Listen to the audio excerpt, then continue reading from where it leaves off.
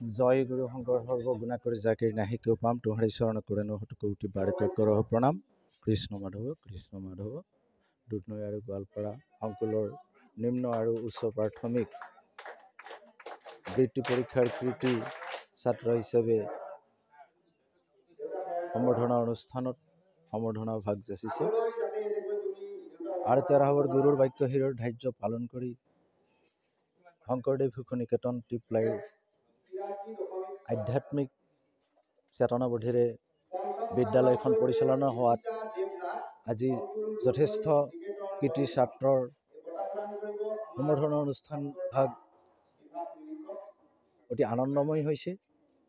গতিকে অনাগত দিনত যাতে এনেধৰণে গুৰুৰ বাক্য শিৰৰ ধাৰ্য কৰি চলা ছাত্ৰ ছাত্ৰীসকলৰ কৃতি বৃদ্ধি পায় এইখিনি আমি কামনা কৰিছোঁ। লগতে জগতগুৰু শ্ৰীমন্ত শংকৰদেৱ গুৰুজনাৰ